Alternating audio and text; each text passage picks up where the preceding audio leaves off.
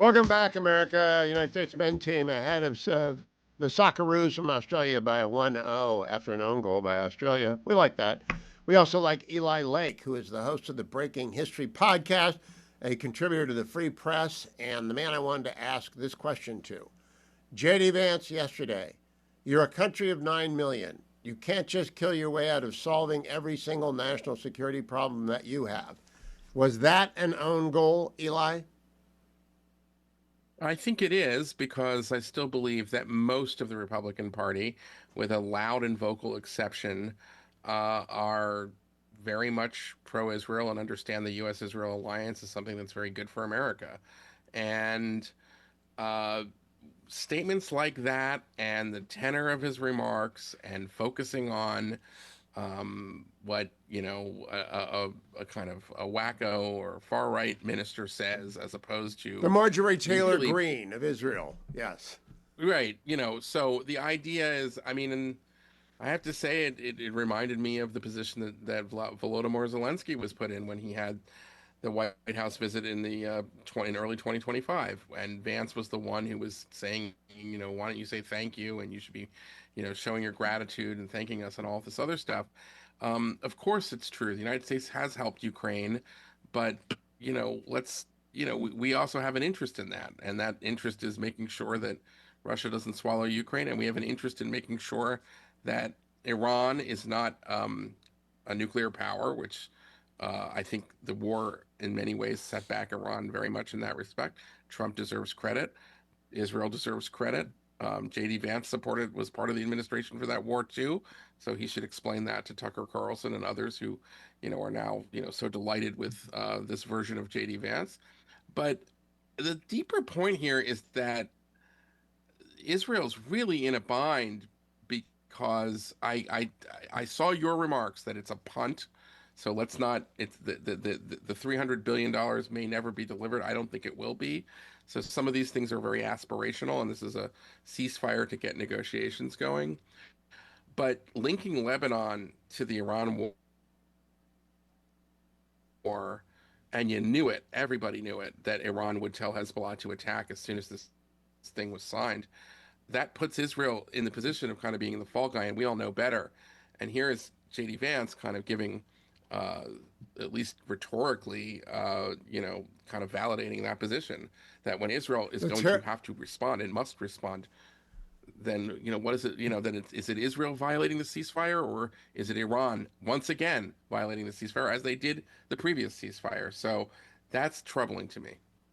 Last night, Hezbollah struck an IDF tank, killing four, including Lieutenant Colonel and his crew, Right. wounding five additional.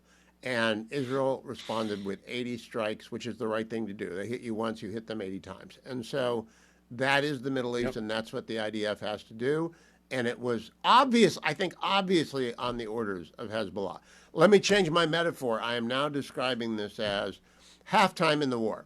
And it could be the longest halftime since the phony war after the Germans had conquered Poland and the Wehrmacht was moving all their troops from the east to the west to invade France in June. That went from October to May of 1939 and 1940. I think it's a phony war. I think it's a pause for nothing. And I'm not worried about it because they can't bridge the gaps that are there. I don't think they can, Eli. Do you? What I'm worried about is that the president is, I think, going to try to do everything he can to make sure that he doesn't get involved again. I think he thinks it's an electoral loser. He's worried about the midterms. He's worried about the world economy. He's worried about the price of oil. Those are important concerns. I'm not denying it, but to quote Slim Charles in the great series The Wire, when he says to Avon Barksdale, the thing about war is when you're in it, you're in it. And I'm worried that the president would like to just sort of kind of, magically kind of wish this away and say, no, no, no, we're doing ceasefire now, and the Iranians are not going to comply. My hope is that eventually he will look around and he will say, we've been, I can't take this. America can't take this. The Iranians are not, good to their word. And that will prompt a response, and hopefully the kind of smart response. The one thing, by the way, that we know that CENTCOM had a plan that they claimed that within 14 days or so, they maybe could wrest at least parts of the strait away from Iran's control and through freedom of navigation operations, and it takes a lot of time. That you could begin to sort of carving a path through the strait that would be protected and escorted by U.S. Navy vessels. I would have liked to have really given that a try.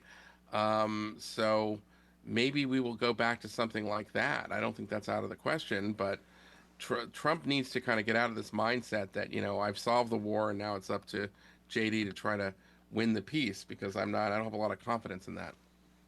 Do you think that the president kneecapped Bibi Netanyahu? Because the numbers out of the polling overnight and since the MOU was announced put Gadi Eisenkot in the driver's seat to run the next government, and Netanyahu's down to 22 seats in the Likud, which is very low for him. What do you think? It's like putting him on the Churchill arc when Churchill won the war in Europe and then got thrown out of office in the summer of 45 before VJ Day. What do you think?